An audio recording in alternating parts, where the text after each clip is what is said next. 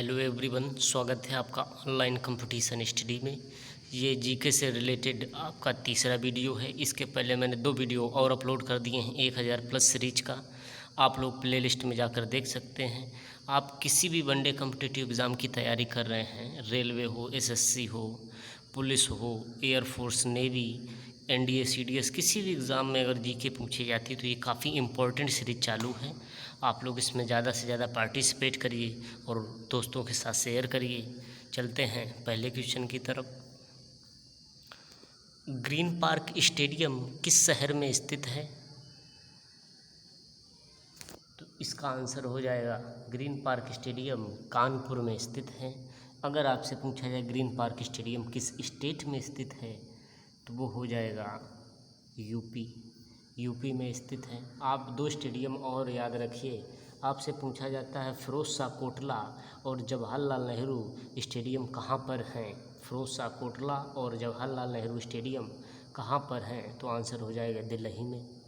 2 काफ़ी important question पूछे जाते हैं, ये आप याद रखिएगा। चलते हैं अगले क्वेश्चन की तरफ। अगला क्वेश्चन है, भारत की सबसे लंबी झील कौन सी है? तो इसका आंसर हो जाएगा बेम्बानाथ झील, ऑप्शन नंबर ए। पिछली बार एग्ज़ाम एसएससी में पूछा गया था बेम्बानाथ झील किस स्टेट में स्थित है? तो इसका आंसर हो जाएगा केरल में स्थित है। एक और क्वेश्चन झील से रिलेटेड पूछा जाता है कि भारत की सबसे बड़ी लैगून झील कौन सी है? तो लैगून झील आपकी हो जाएगी चिल्का झील। आपसे अगर स्टेट पूछा जाए कि चिल्का झील कहाँ पर है तो उसका आंसर हो जाएगा उड़ीसा में। इतने पॉइंट आप याद रखिए। चलते हैं अगले क्वेश्चन की तरफ। उत्तर भारत और दक्षिण भारत को कौन सी पर्वत श्रृंखला अलग करती है? तो दोस्तों इसका आंसर हो जाएगा विंध्याचल पर्वत श्रृंखला।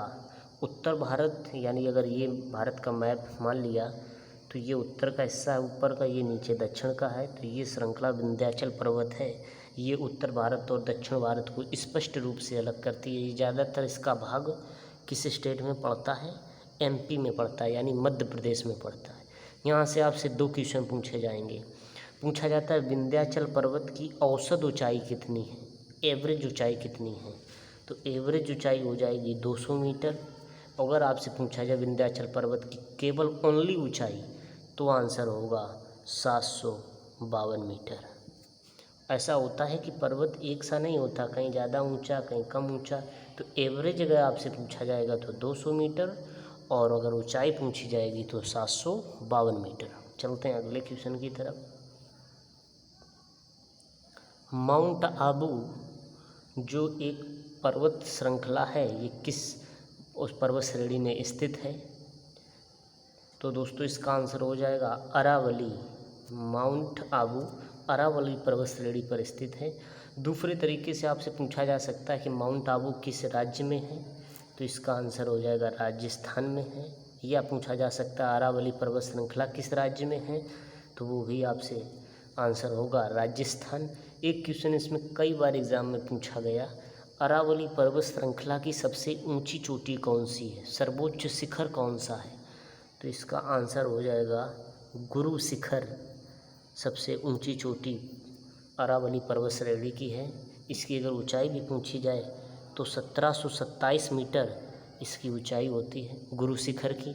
आप इतने पॉइंट याद रखेंगे। दोस्तों अगर वीडियो अच्छा लग रहा हो तो दोस्तों के साथ शेयर करें, लाइक करें, कमेंट्स में बताएं कैसा वीडियो लगा, ताकि हमको भी मोटिवेशन मिलता रहे। चलते हैं अगले क्वेश्चन की तरफ। पेंगोंग झील कहाँ पर स्थित है? तो दोस्तों ये काफ़ी इम्पोर्टेंट है, क्योंकि अभी अपना भारत का और चाइना का विवाद चल रहा है। तो ये पेंगोंग झील के पास में ही चल रहा है, काफ़ी चर्चा में रहा है, करंट के माध्यम से आपसे पूछा जा सकता है। तो ये लद्दाख में स्थित है। और वर्तमान में आपको पता होगा कि लद्दाख एक केंद्र शासित प्रदेश बना दिया गया है। तो आपसे लद्दाख से भी क्वेश्चन पूछे जा सकते हैं। पूछा जा सकता है पहला क्वेश्चन कि लद्दाख को कब केंद्र शासित प्रदेश बनाया गया? तो याद रखेंगे 31 अक्टूबर 2019 को यह केंद्र शासित प्रदेश बना था लद्दाख। लद्दाख की आपसे राजधानी पूछी जा सकती हैं। लद्दाख की 2 राजधानी हैं, या तो आपको लेह बताएगा या कारगिल, 2 राजधानी हैं। दोनों पॉइंट आप बहुत इम्पोर्टेंट याद रखिए। और पेंगोंग झील से भी आपसे पूछा जा सकता है कहाँ पर है, तो लद्दाख में। चलते हैं अगले क्वेश्चन की तरफ। अगला क्वेश्चन है, हिंद महासागर की सबसे गहरी खाई कौन सी है? तो इसका आंसर हो जाएगा जावा खाई हिंद महासागर की सबसे गहरी खाई है। एक क्वेश्चन ऑप्शन नंबर ए दिया गया है मारियाना ट्रेंच, इससे क्वेश्चन पूछा जाता है। पहला क्वेश्चन आपसे पूछा जाएगा विश्व का सबसे बड़ा महासागर कौन सा है? तो आंसर होगा प्रशांत महासागर। प्रशांत महासागर।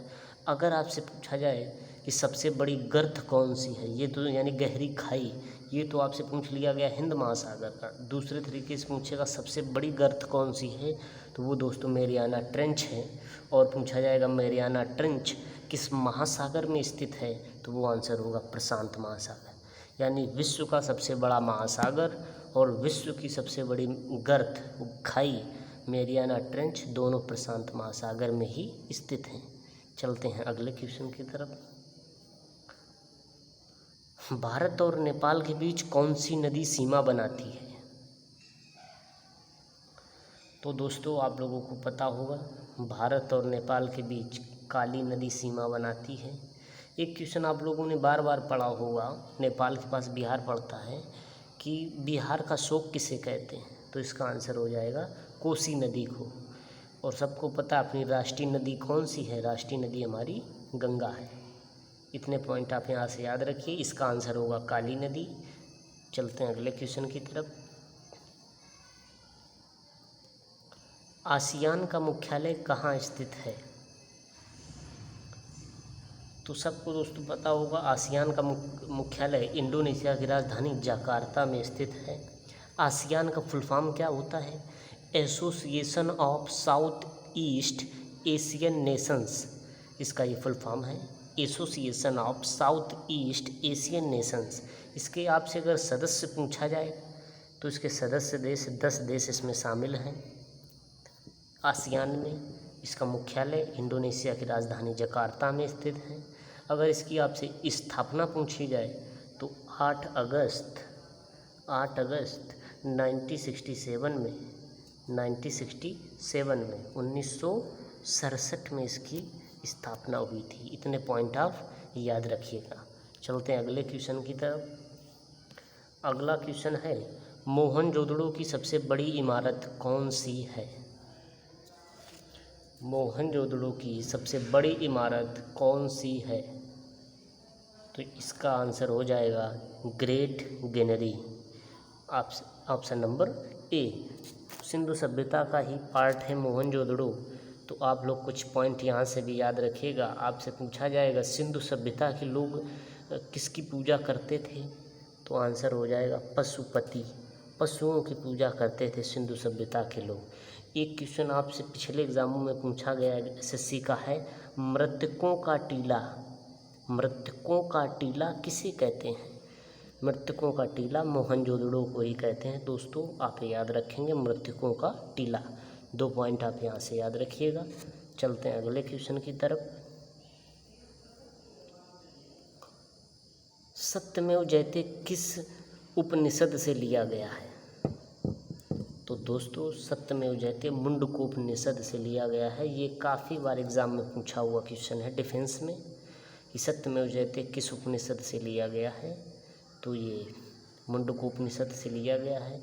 दूसरे तरीके से आपसे पूछ सकता है क्वेश्चन कि भारत का राष्ट्रीय आदर्श वाक्य क्या है? भारत का राष्ट्रीय आदर्श वाक्य क्या है? तो दोस्तों यही हो जाएगा सत्यमेव जयते। आपसे पूछा जा सकता है सत्यमेव जयते का प्रतीक कहाँ पर स्थित है?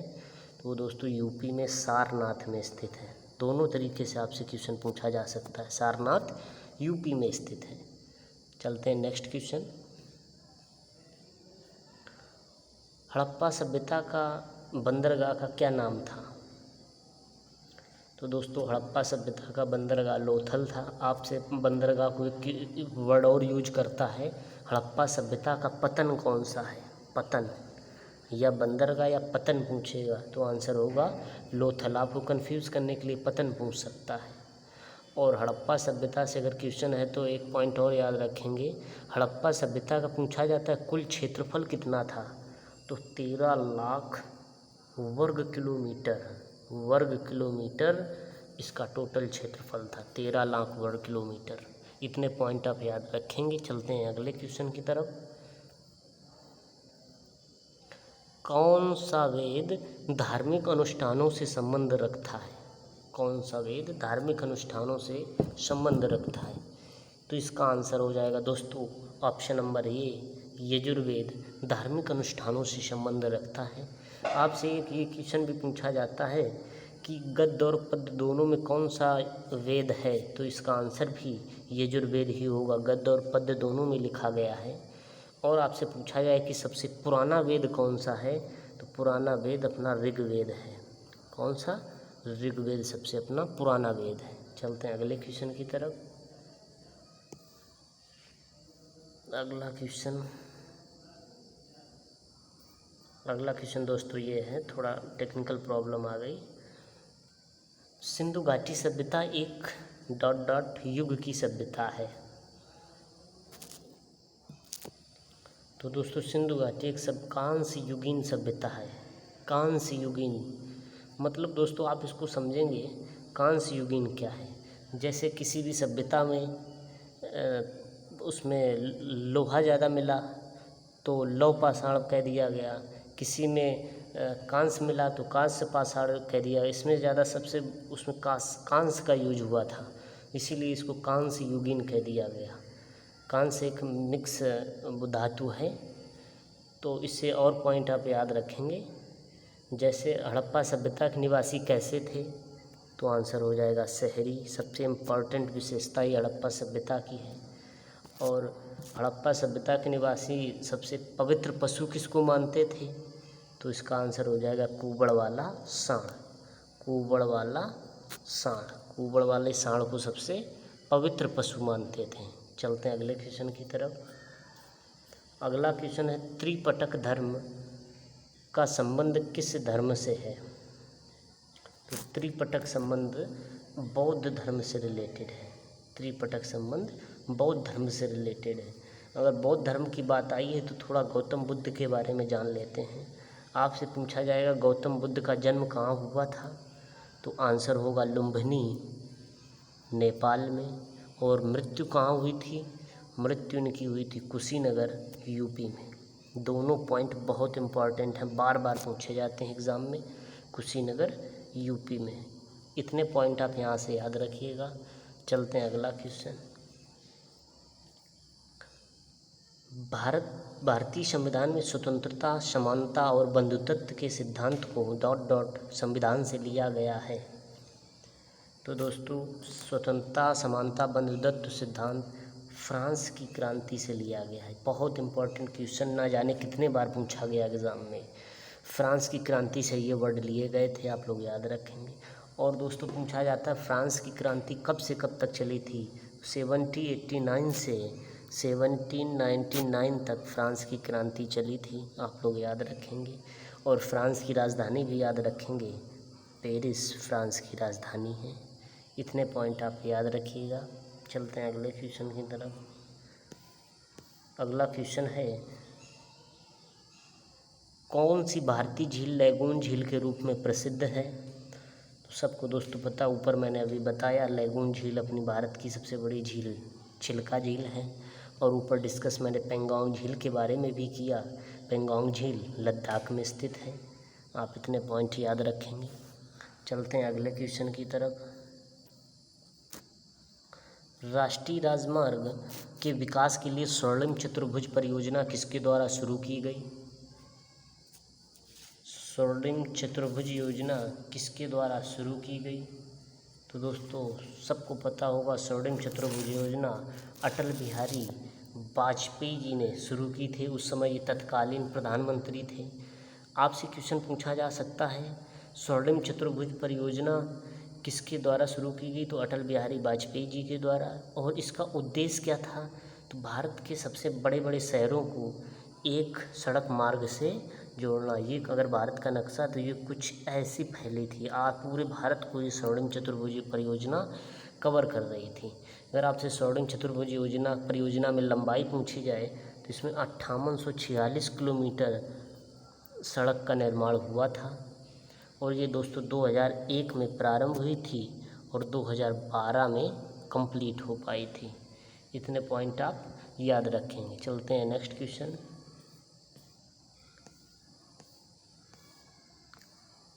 कहाँ पर भागीरथी और अलकनंदा के मिलने से गंगा बनती है? कहाँ पर भागीरथी और अलकनंदा के मिलने से गंगा बनती है? तो दोस्तों इसका आंसर हो जाएगा देवप्रयाग में, जहाँ भागीरथी और अलकनंदा मिल जाती हैं वहाँ पर कौन सी नदी बन जाती है? गंगा। और दोस्तों पता होगा मेरी गंगा नदी 2008 में राष्ट्रीय नदी घोषित हुई थी और गंगा नदी की लंबाई पिछले एग्ज़ाम में पूछा गया कि कितनी है, तो आंसर हो जाएगा 2525 किलोमीटर गंगा नदी की लंबाई है। चलते हैं अगले क्वेश्चन की तरफ। अगला क्वेश्चन है किस देश के साथ भारत की सबसे लंबी अंतर्राष्ट्रीय सीमा लगती है? तो इसका दोस्तों आंसर हो जाएगा बांग्लादेश के साथ भारत की सबसे बड़ी अंतर्राष्ट्रीय सीमा लगती है। इसमें पिछली बार नेवी में भी एग्ज़ाम में क्वेश्चन पूछा गया कि बांग्लादेश के साथ भारत की कितने किलोमीटर सीमा लगती है, तो उसका आंसर हो जाएगा 4096 किलोमीटर। दोस्तों आप लोग कंफ्यूज मत हुई, थोड़ा लिखने में दिक्कत आता है, हाथ से लिखना पड़ता है। तो 4096 किलोमीटर बांग्लादेश के साथ सीमा लगती है। और पूछा जाए कि बांग्लादेश कितने राज्यों के साथ भारत के टच होता है, तो 4 राज्य हैं। कौन कौन से? पश्चिम बंगाल, त्रिपुरा, असम और मेघालय। इतने राज्य बांग्लादेश की सीमा से टच होते हैं, इतने राज्य। दोस्तों वीडियो अगर अच्छा लगा हो तो दोस्तों के साथ शेयर करिए, चैनल को सब्सक्राइब करिए ताकि हमको भी उत्साह मिले। मिलते हैं आपको नेक्स्ट वीडियो में। जय हिंद।